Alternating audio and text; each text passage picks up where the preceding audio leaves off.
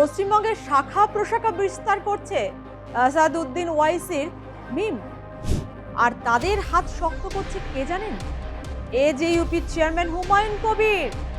এ রাজ্যের সংখ্যালঘুদের মন পেতে ও তাদের ভোট নিজেদের পকেটে পুরতে হুমায়ুন কবির কি যোগ্য পার্টনার বলে মনে করেছে মিম।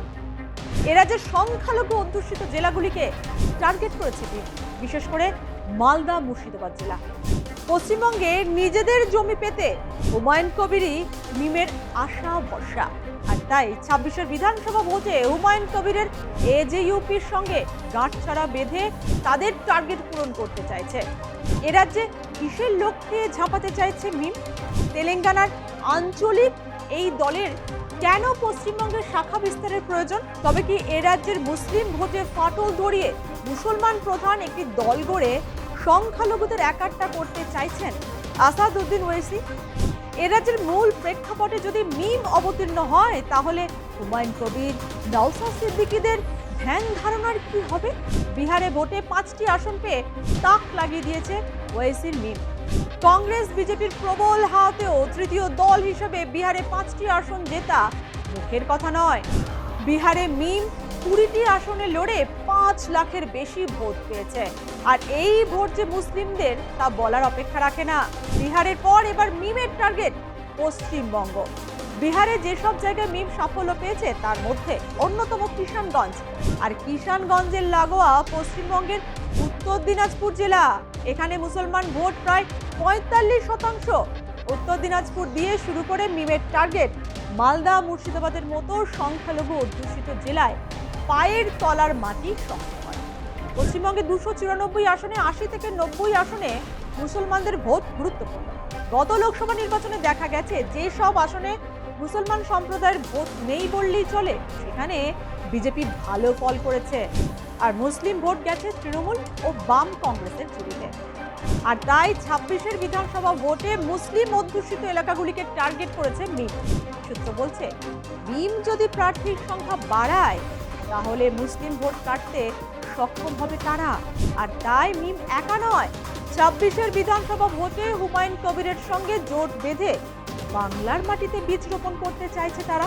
রবিবার হুমায়ুন কবিরের দল এজেইউপি ১৫৪টি বিধানসভা কেন্দ্রে প্রার্থী ঘোষণা করেছে।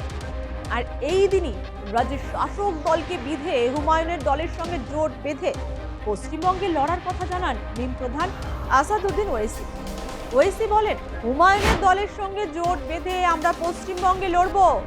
পশ্চিমবঙ্গে ১৫ বছর ধরে মুখ্যমন্ত্রী রয়েছেন মমতা বন্দ্যোপাধ্যায়। রাজ্যে প্রায় ৩০% মুসলিম, অথচ ৫ লক্ষ ওবিসি শংসাপত্র বাতিল হয়েছে। আর তার বেশিরভাগই মুসলিমদের। আরো নানা অন্যায় হয়েছে। कि असम्बली के इंतखाबात होने जा रहे हैं और मजलिस इत्तेहादुल मुस्लिमीन ने ये फैसला लिया है कि मगरबी बंगाल में हुमायूं कबीर साहब की जो पार्टी है उनके साथ मजलिस इत्तेहादुल मुस्लिमीन एक अलायंस करेगी और मजलिस के उम्मीदवार उस अलायंस का हिस्सा बनकर हम मगरबी बंगाल के इलेक्शन में हिस्सा लेंगे। हमारी कोशिश यही है कि मजलिस इत्तेहादुल मुस्लिमीन को मजबूत किया जाए, हमारी आवाज़ को मजबूत किया जाए, हमारे नुमाइंदे मुल्क के कोने कोने में कामयाब होकर बेबाक तरीक़े से ऐवान असम्बली में गरीब और मज़लूम आवाम की आवाज़ को उठाए। और आप जानते हैं कि मगरबी बंगाल में पिछले 15 साल से वहाँ पर 3 मरतबा के वज़ीर आला हैं मोहतरमा ममता बनर्जी साहिबा। आपको जानकर हैरत होगी और ताज्जुब होगा कि करीब 30% वहाँ पर मुस्लिम अक़लियत की आबादी है और 5 लाख के करीब बैकवर्ड क्लास के सर्टिफिकेट को कैंसिल कर दिया गया, जिसमें ज़्यादातर मुसलमानों के बैकवर्ड क्लास सर्टिफिकेट हैं।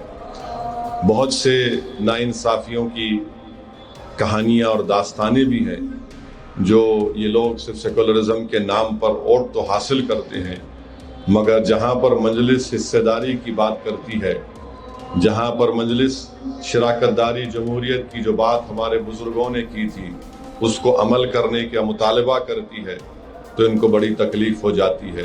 অতএব যে কথাটা আগেই বলছিলাম, মিমের টার্গেট কি?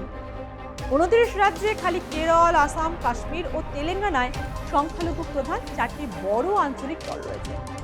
কিন্তু পশ্চিমবঙ্গে এরকমটা নেই। তাই বিহারে চমকের পর পশ্চিমবঙ্গে ডালপালা মেলতে চাইছে মিম। আর মিমের এই কাজে যোগ্য সঙ্গত করতে পারবে হুমায়ুন কবিরের এজেইউপি। তার কারণ হুমায়ুন কবিরও সংখ্যালঘু মানুষদের স্বার্থের কথাই বলছেন বারবার। আর তাই পশ্চিমবঙ্গের ভোটকে পাখির চোখ করে পুরো ভারতে ক্ষমতা বিস্তার করতে উদ্যোগী হয়েছে মিম। প্রশ্ন হলো, মিম যদি সংখ্যালঘু ভোট কাটে তাহলে হুমায়ুন কবির, নওশাদ সিদ্দিকীদের কি হবে? যদিও নওশাদ সিদ্দিকীর দাবি তিনি সংখ্যালঘু সম্প্রদায়ের মানুষ হলেও ধর্মনিরপেক্ষতার কথা বলেন।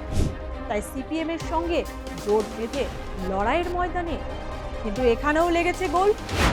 আসন সমঝোতায় বাম আইএসএফ জোটে জট পাচ্ছে। আইএসএফ যে 33টি আসনে প্রার্থী ঘোষণা করেছে তার মধ্যে বামেরা 4টি আসনে প্রার্থী দিয়েছে। বীরভূমের মুরারয়, পূর্ব মেদিনীপুরের নন্দীগ্রাম, পাঁশকুড়া পশ্চিম ও মুর্শিদাবাদের ভগবানগোলা। সমস্যা বেঁধেছে এই 4 কেন্দ্র নিয়ে। এই জোটের জটিলতা কবে যে কাটবে তা কারো জানা নেই। এর মাঝে মিমের মাথাচাড়া দেওয়া কি লোকসানের মুখে ফেলবে নওশাদ সিদ্দিকীকে? তবে এই কথা ঠিক, সংখ্যালঘু ভোট কাটাকুটি যে 26-এর ভোটে বড় প্রভাব ফেলবে তা বলার অপেক্ষা রাখে না।